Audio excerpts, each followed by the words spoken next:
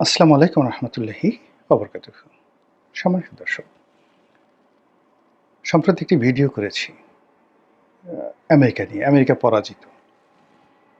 সেখানে আমেরিকা পরাজিত হওয়ার পরে বাংলাদেশের অবস্থা কী হবে, আমেরিকার অবস্থা কী হবে এবং মধ্যপ্রাচ্যের অবস্থা কী হবে, এটা নিয়ে একটা মোটামুটি ধারণা দেওয়ার চেষ্টা করেছি। এখন যে বিষয়টি নিয়ে আলোচনা করব, ইরান বিজয়ী। তো ইরান যে বিজয়ী হলো বা বিজয়ী হবে, এর ফলে মধ্যপ্রাচ্য, মুসলিম বিশ্ব এবং বাংলাদেশের ক্ষেত্রে কী ব্যাপক এবং আমূল পরিবর্তন আমরা দেখতে পাব, এই বিষয়গুলো নিয়ে আলোচনা করব। প্রথমত বলে নিই যে পারস্য এরকম একটি দেশ, যে দেশের ভাষা, শিল্প, সাহিত্য, সংস্কৃতি সারা দুনিয়ার মধ্যে অনন্য। তাদের যে ধ্রুপদী সঙ্গীত রয়েছে, ক্লাসিক্যাল মিউজিক রয়েছে, পৃথিবীতে এর সঙ্গে আর কোনো সঙ্গীতের তুলনা করা যায় না।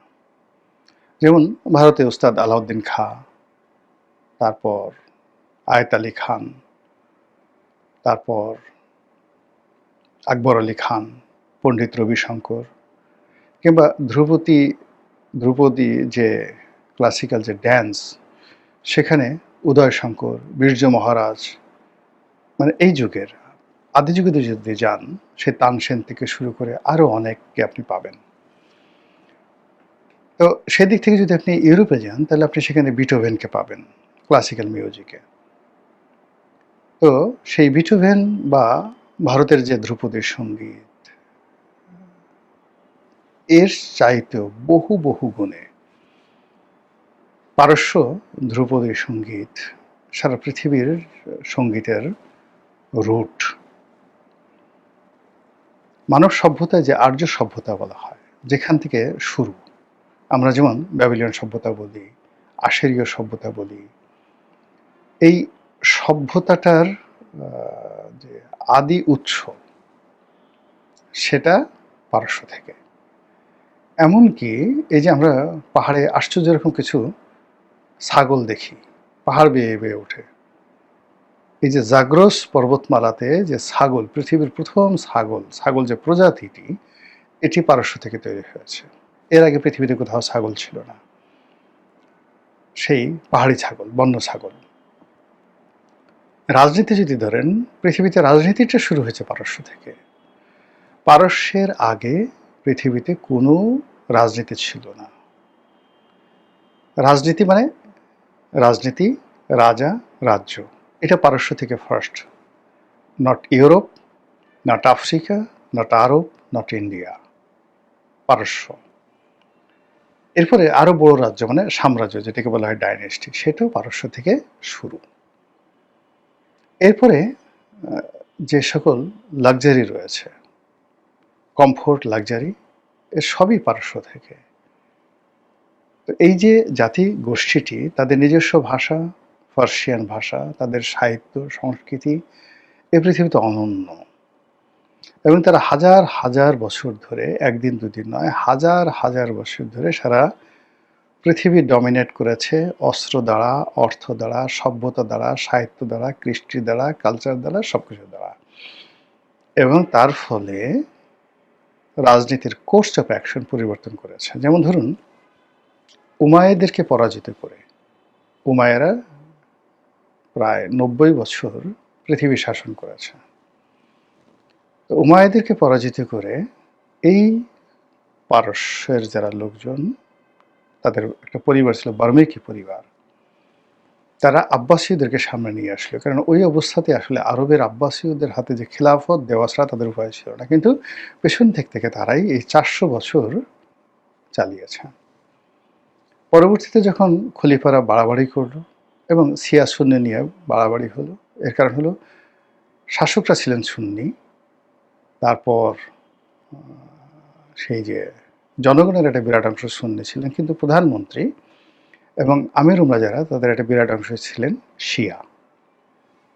তো এর ফলে কি হলো, যে একটা সময় যখন গন্ডগোল হলো, ঠিক সেই গন্ডগোলের মধ্যে এরাই, এই পারস্য লোকজনই হালাকু খানকে তারা ডেকে নিয়ে গিয়েছিল। পরবর্তীতে সেই হালাকু খান আবার পারস্য আক্রমণ করেছিল, কিন্তু পারস্য সেই হালাকুকে অ্যাবজর্ব করে নিয়েছিল নিজেদের মধ্যে, তুমি আমাদের লোক। এই হলো ইরান। এরকম বহু ইরানের ইতিহাস বলে আমি ঘন্টার পর ঘন্টা আপনাদেরকে বলতে পারবো, পুরো ইরানের ইতিহাস। এই যুদ্ধে আপনি গিয়ে দেখেন যে ইরানের পররাষ্ট্রমন্ত্রী এখন সারা পৃথিবীর রাজনীতির সুপারস্টার। তিনি যে ভাষায় কথা বলেন, তার চেয়ে জনপ্রিয় ব্যক্তি, তার চেয়ে পরিচিত মুখ আর নেই। তার হাসি, তার এত বেদনা কষ্টের মধ্যে তার যে স্বাভাবিকতা, তাকে মনে হয় যে এই পৃথিবীতে এই মুহূর্তে সবচেয়ে স্মার্টেস্ট পলিটিশিয়ান। এই হলো ইরান জাতি। সেই ইরান জাতি বিজয়ী হয়ে গেছে।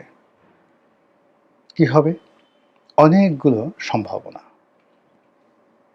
মধ্যপ্রাচ্যের দেশগুলো যেভাবে তাদের রাজতন্ত্র টিকিয়ে রাখার জন্য আমেরিকাকে তারা ট্রিলিয়ন ট্রিলিয়ন ডলার দিয়ে আসছিল, একইভাবে এখন এই বখরা খাজনা তাদেরকে ইরানকে দিতে হবে। এবং ইরান টাকা পেলে ঠিক আমেরিকা যেভাবে তাদেরকে প্রোটেকশন দিয়েছে, এইভাবে তারা প্রোটেকশন দেবে। এর কারণ হলো এটা একটা সাম্রাজ্যবাদী দেশ। তারা জানে যে সব ভূমি দখল করা যায় না, সব ভূমি দখল করতে হয় না, একজন আর একজনের পেছনে লাগিয়ে রাখতে হয়। একজন রাজা ছিলেন হাম্বুরাবি। হাম্বুরাবি যে রাজা, ব্যাবিলনের রাজা, তিনি এই জেরুজালেম ধ্বংস করে সেখানে ইরাকের শাসন ব্যাবিলনের শাসন কায়েম করেছিলেন এবং সমস্ত ইহুদিদেরকে তিনি সেখানে ধরে নিয়ে গেছেন। এটা হাম্বুরাবি অথবা নেবুকাডনেজার, যে কোনো একজন। আমার এই ভিডিওগুলো অনেক শিক্ষিত লোক দেখেন, তো যার জন্য তথ্যপত্র সম্পর্কে সতর্ক হতে হয়। পরবর্তীতে যখন এই ব্যাবিলন নগর দখল করেন পারস্য সম্রাট সাইরাস দ্য গ্রেট, তিনি এই ইহুদিদের মুক্ত করেন। ইহুদিদের মুক্তি করে তিনি এই জেরুজালেমে আবার সেই ইহুদিদেরকে পাঠিয়ে বলেন, যাও তোমরা তোমাদের রাজত্ব করে। এখন ইহুদিদের কাছে তিনি কিন্তু সাইরাস দ্য গ্রেট অত্যন্ত সম্মানিত ব্যক্তি। কোরআনে যে জুলকারনাইন সম্পর্কে বলা হয়, এই জুলকারনাইন সবাই বলে যে ইনি সাইরাস দ্য গ্রেট। তো বোঝার চেষ্টা করুন, দিস ইজ ইরানিয়ান কালচার। তারা জানে যে কী করে কোন দেশ কীভাবে চালাতে হয়। ফলে আরবদের মধ্যে এখন রীতিমতো কান্নার রোল পড়ে গেছে যে আরব বসন্ত হয়ে যেতে পারে, সবাই গণতন্ত্রের জন্য রাস্তায় নেমে আসে। কিন্তু এই কাজটি ইরান করবে না। ইরান টাকা চাইবে, ক্ষতিপূরণ চাইবে, আনুগত্য চাইবে, এবং সেটা আরব দেশগুলো দিবে, এতে কোনো সন্দেহ নেই। ফলে আমরা যেইভাবে ভয় পাচ্ছি আরবের অস্তিত্ব নিয়ে, সেটা হবে না। দ্বিতীয়ত হলো গ্লোবাল যে তেলের মার্কেটটি, সে তেলের মার্কেটটি অনেকটা স্ট্যাবল হবে। অনেকটা স্ট্যাবল হবে। ভেনেজুয়েলা থেকে শুরু করে ইউরোপের এবং আমেরিকার, ল্যাটিন আমেরিকার যে সকল দেশ প্রচুর তেল রয়েছে, রাশিয়া সহ, এখানে রাশিয়ার একটা সমতা ভিত্তিতে, এখন যেমন ধরুন ফ্রান্সের সাথে ইংল্যান্ডের একটা সম্পর্ক রয়েছে, জার্মানির সঙ্গে যেভাবে ইটালির একটা সম্পর্ক রয়েছে, যারা একটা সময় যুদ্ধ করেছে পরস্পরের বিরুদ্ধে, তদ্রূপ রাশিয়ার সঙ্গে ইরানের একটা ভালো বন্ধুত্বপূর্ণ সম্পর্ক তৈরি হবে, এবং এই সঙ্গে রাশিয়া, ইরান এবং পাকিস্তান একটা ভালো সম্পর্ক হবে।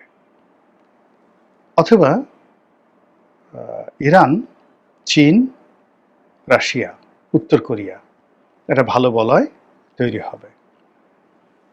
এবং মুসলমান বিশ্ব সারা দুনিয়াতে যেভাবে গত 100 বছর ধরে লাঞ্ছিত অপমানিত হচ্ছে, ইরানের এই বিজয়ের ফলে উত্তর কোরিয়া, দক্ষিণ কোরিয়া, জাপান, ফিলিপিন্স, এই সকল রাষ্ট্রগুলো সহ রাশিয়ার ভিতরে যে মুসলিম কান্ট্রিগুলো রয়েছে, এইগুলো সব একত্র হয়ে যাবে, এবং তারা আমেরিকাকে ঘোড়ার ডিম পাত্তাই দেবে না।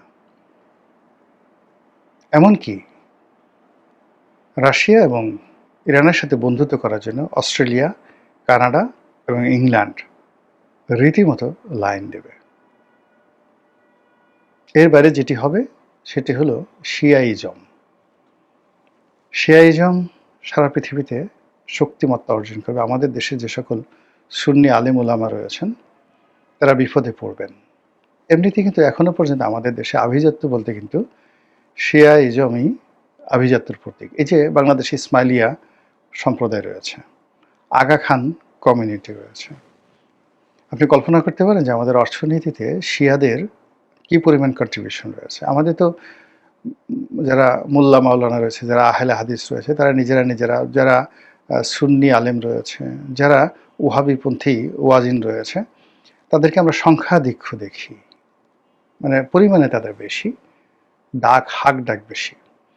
কিন্তু এই বাংলাদেশে যারা শিয়া কমিউনিটি রয়েছেন, তাদের অর্থনৈতিক ভিত্তি, তাদের আভিজাত্য এবং তাদের শিক্ষা দীক্ষার যে পর্যায়, এটা কল্পনা করতে পারবে না। যদি একটু আন্দাজ করতে চান, বসুন্ধরাতে যে ওদের একটা স্কুল আছে আগা খান একাডেমি বা আগা খান স্কুল, একটু দেখে আসেন যে ওখানে কারা পড়ে, কোন লেভেলের লেখাপড়া হয়, এবং ওখান থেকে যারা পাশ করে তারা পরবর্তী কিভাবে ক্যারিয়ার গঠন করে, জাস্ট একটু দেখে আসেন। তো এই যে শিয়া কমিউনিটি, পুরনো ঢাকাতে শিয়া কমিউনিটি রয়েছে, পুরোনা পল্টন রয়েছে, এখন ওদের সমস্ত কিছু চলে গেছে গুলশান, বনানী, বারিধারা এবং যাকে বলা হয় বসুন্ধরাতে। তো এই যে কমিউনিটিটি, এই কমিউনিটিটির সঙ্গে ইরানের যে সম্পর্ক, সেই সম্পর্কটা আরও বাড়বে এবং আমাদের দেশে এই শিয়া মতবাদ যে আছে সেই মতবাদের জনপ্রিয়তা বাড়তে থাকবে। এবং আপনি অবাক হয়ে যাবেন যে আমাদের এই দেশে যখন ইসলামী এলো, বহু বছর, শত শত বছর কিন্তু আমরা সবাই শিয়া মতাবলম্বী ছিলাম।